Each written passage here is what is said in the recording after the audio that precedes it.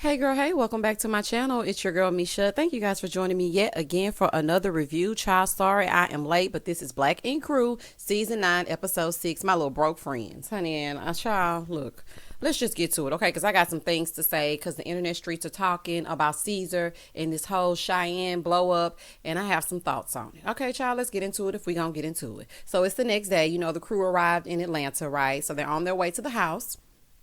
Puma was like, y'all not nervous about COVID? Yes, people are nervous about COVID, but honey, these people just want to get to the ATL. They still thinking about partying and doing them. They are not concerned with the CDC and their rules for masks. Okay, they could really care less. So he was like, after talking to his therapist, he realized, he just got to relax, honey. Relax, relate, release. Okay, Puma, gather your thoughts. Puma said, C's likes to do a little Groupon shopping, so he's a little bit nervous about the house. Child, what's wrong with Groupon? That's what I'm trying to figure out, honey. What's wrong with living social? I'm just saying, honey. As long as he's not using Airbnb, honey, because they can't be trusted, okay? Because the way Airbnb are treating our people, we should not be renting no houses that have anything to do with the Air, a B, or a B, okay? So they arrive at the little mini mansion. It's a nice place, and I'm sure his new girlfriend, Suzette, helped him pull all this together, which I got a few words about her as well, okay? Suzette comes out and introduces herself as if she's on, what's that show on Bravo? It's called Millionaire Listing, $1 Million Listing. She's like, hi, I'm Suzette. I don't trust her. It's something about her that screams opportunist. It's something about her that screams, I just want to be seen. Now I'm on Caesar's arm. I can't wait to be on this new season. Like, why are you all done up like this right here in this scene? Like, it's giving very much fake. Okay, it's giving very much thirsty for the cameras. It's something about her that I just do not trust. Now, as soon as she starts speaking, here go Donna. Hey, Suzette. Okay, Donna, we happy and everything, honey. Like Caesar said, honey, stay away from her vagina, okay? Because, baby, Donna will gobble you up, honey. She'll do it in a minute. Anyways, she comes out. She introduces herself. And then C's, in true C's fashion, asks why Donna is there. Now, Caesar, let's just call a spade a spade. You knew Donna was coming. Donna is a part of the cast, okay? As much as you and her fuss, fight, and argue, and you treat her like dog shit, okay? Because if it was me, I would not even be coming anywhere that has to do with anything Black Ink. You have treated her like crap for umpteen seasons, and yet she keeps showing up. So stop asking why she's here, because you already know why she's here, honey, for the cameras. All right, so, Donna ain't listening to nothing Caesar got to say, per usual. So they sit down and they get ready to eat, right? So Tati started asking a few questions about Suzette and C's just to see exactly how they met. So she was like, you know what? We met on Instagram. I posted a meme in my stories that said, my weakness is dark-skinned men with nice teeth. Okay, so C's finally got them veneers and whatnot, honey. Went on over to the DR allegedly and got those teeth done up. But what does that have to do with his lips looking like they're going to crack and bleed? Did you also say, and a man who uses Carmex on the regular? Honey, Caesar know them lips be crusty, don't they? So then she said after that, he slid in her DM and asked for her number. She said that was January, and now we are celebrating 1 year. And another thing about Suzette, doesn't she sound just like Sky? I don't know if it's just me or what's happening, but it freaked me out. When I saw her, she kind of resembles her just a little bit. They could be in the same tribe. But then when she started speaking, I'm like, oh, okay, girl, you sound just like Sky. Hey, Sky girl, nice to have you back. Anyway, so as she's talking, Caesar was like, being with Suzette is just like me leveling up. It's just a different side when I'm with her. Yeah, a side that's disrespecting your daughter all up and through the street, all over these blogs, all on Beyonce's internet. It's a very different side. She actually brings out the dark side. She's ripping your family apart, okay? I don't know if you're present or what's happening. So anyway, he said he feels like he's found his queen. This is my thing. Every time Caesar gets a woman, he starts showing out. Every single time. You were showing out when you were over there with Duchess. You were showing out when you got with Kitty and started messing with her a little bit on and off. Now you're showing out over here with Suzette. And my thing is this. You don't let any person on this planet come in between you and your child. But we're going to get into it as we get into it. But I just wanted to put that out there because I just feel like Caesar is always so thirsty for a woman. As soon as he gets somebody, then he starts showing his black ass. Boy, anyway. So then Spider, who's trying way too hard, honey, pipe down, starts piping up, talking about, let's do a toast to Suzette. See, I put y'all's name together. Boy, sit down. All that shucking and jiving, honey. So they asked Donna if she's coming back. Crystal was like, Donna, are you coming back, honey? Donna not worried about doing no tattoos. As long as she's seen on camera, her coins and her social media influencer money gonna go up and up and up, okay?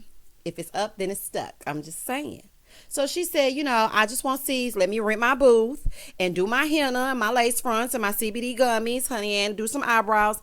Donna, you are not at a swap meet. Girl, you trying to do this, that, and this and a. Girl, you cannot do all that up and through this man's shop. That is so tacky. Honey, you won't be doing that in my shop. I'm just saying. So then C's, child, because y'all know, he is like the mafia, okay? When you're in the family, you're in the family. Honey, you cannot do nothing outside of Caesar. And Caesar, I'm just trying to figure out why somebody betray you every single season. I've been wondering this. You have been betrayed since season 1. Okay, I'm just lost on that. Anyway, so Caesar was like, he was looking at social media and everything. So he asked them, why y'all around Walter? Crickets. Literal crickets. Nobody was saying anything. But y'all know Donna, she don't back down from a fight. So Donna was like, look, he owe me racks on racks on racks. Honey, I'm not going to be gone when it's time for my money. I have to get my money.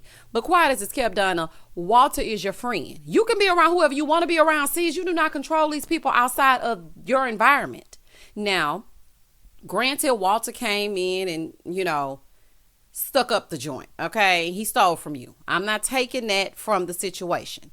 But you cannot tell these grown adults who they can and cannot be friends with. It makes no sense. Like, if they want to talk to Walter outside of Black Ink, nowhere near you, completely separate, then that's okay. Now, I was a little bit shocked that Black Ink Crew was still filming Walter, honey, all of his stand-up comedy specials and all this. I'm like, y'all just gonna keep on filming with Walter, huh? I guess they said Walter ain't did nothing to us, honey. So anyway, Donna was like, I don't think he should be able to tell me who I should talk to. Agreed, honey. Walter is gonna do what he gonna do. You do what y'all do. As long as y'all don't do it inside of Black Ink, y'all should be fine. So Caesar was like, Donna don't have no loyalty, and it's like she only cares about Donna. And they're posting to taunt him at this point. Oh my goodness. Caesar, everything is not about you. And why would Donna have loyalty to you when you have treated her like the scum underneath your shoe for several seasons now? Child, anyway. So, like I said, you give yourself too much credit because you sitting up here acting like somebody is trying to taunt you. They probably weren't even worried about you. They were doing their thing, having a good time, and they posted it on social media. Everything is not about King Caesar. So Spider was like, well, I'm not going to steal from you. I'm going to make sure I'm going to make sure that I support the family. Okay, Spider, all this sucking up. Child, they have a history. So it's totally different. Puma calls Kwani because, they're coming, right? Puma said, okay, it's going to be good for the kids to get out. We've been stuck inside. So I'm just happy for my family to get here.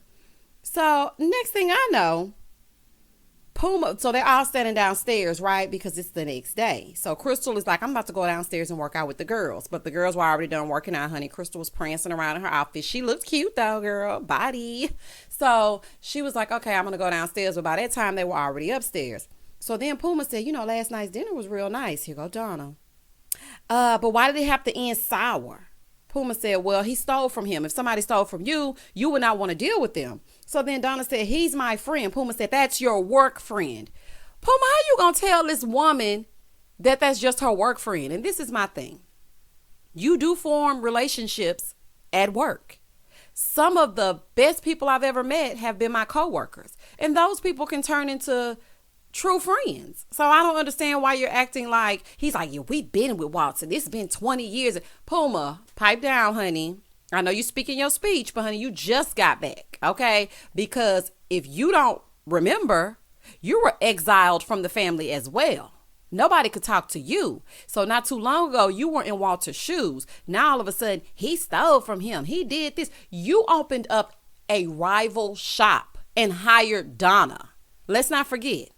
Oh, child, how quickly we forget. Anyway, I didn't like that. Child, they can be friends with whoever they want to. Here comes Teddy. Oh, my God. Talking about the whole house is his couch, and he makes the rules.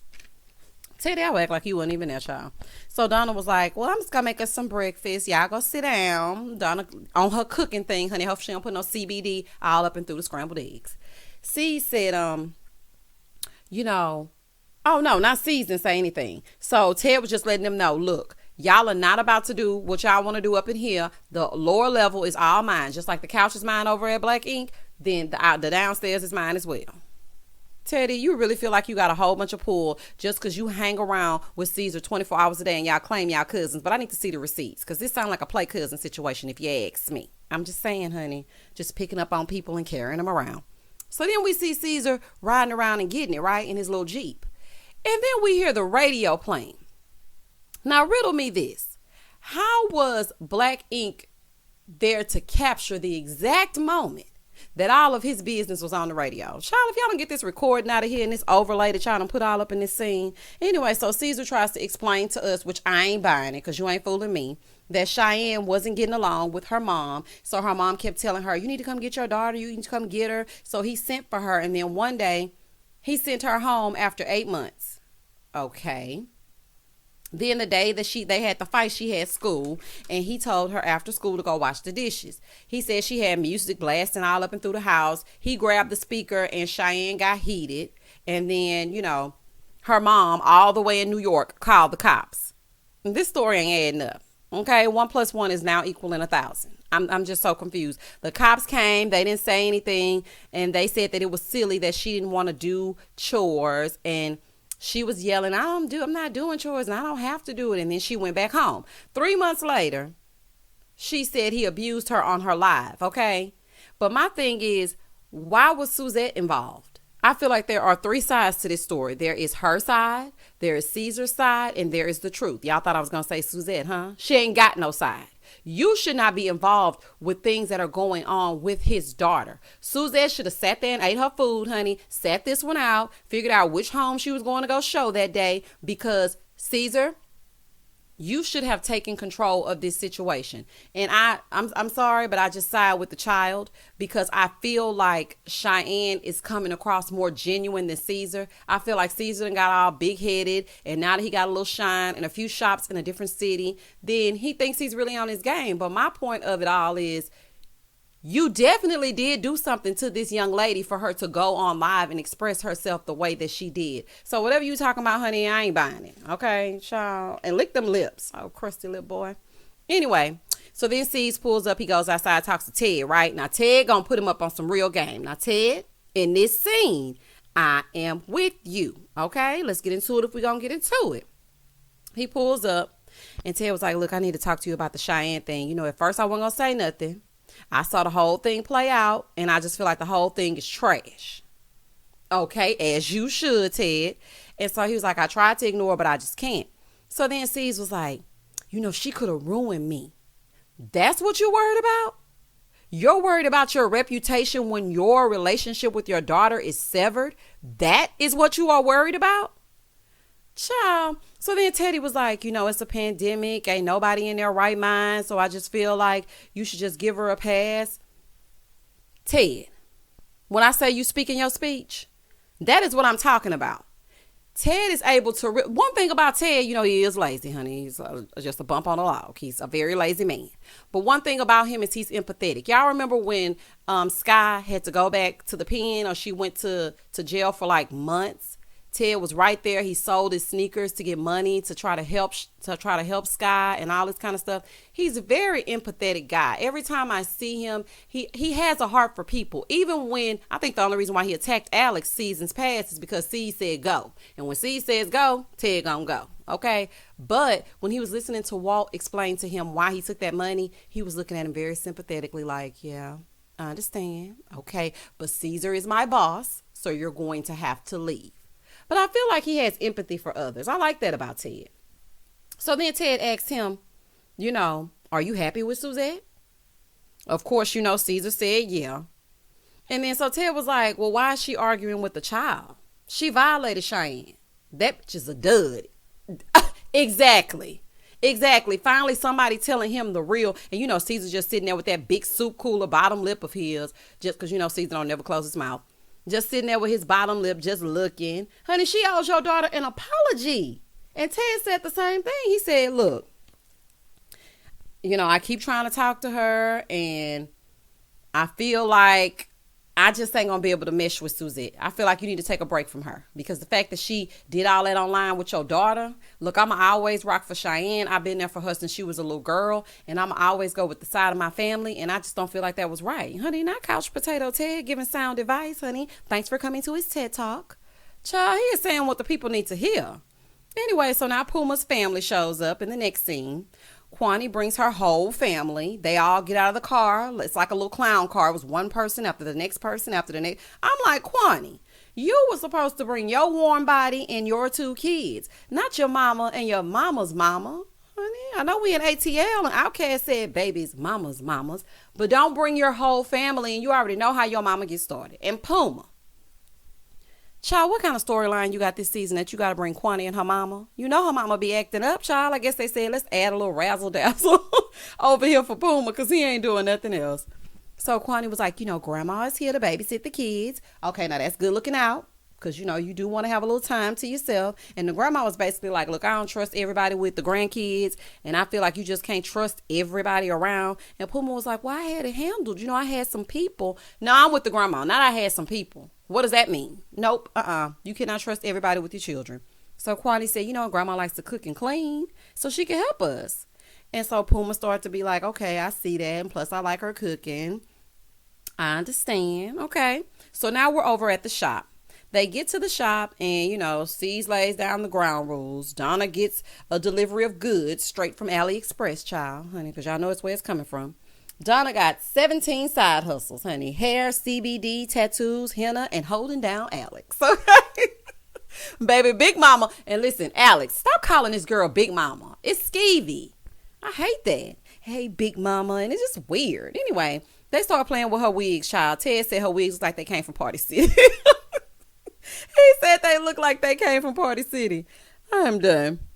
So then here goes C's. Because he playing up to the camera. This is all for a storyline. You can't convince me otherwise.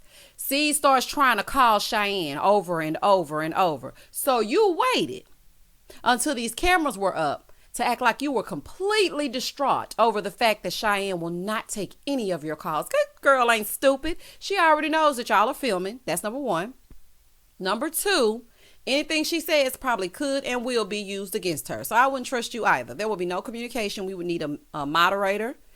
And no, because I'm just not about to be talking to you. And you're going to wait till the camera's up. So he's like, I need to do this tattoo to get my daughter off my mind, man. Boy, shut up, honey. All lies. I don't buy nothing you saying.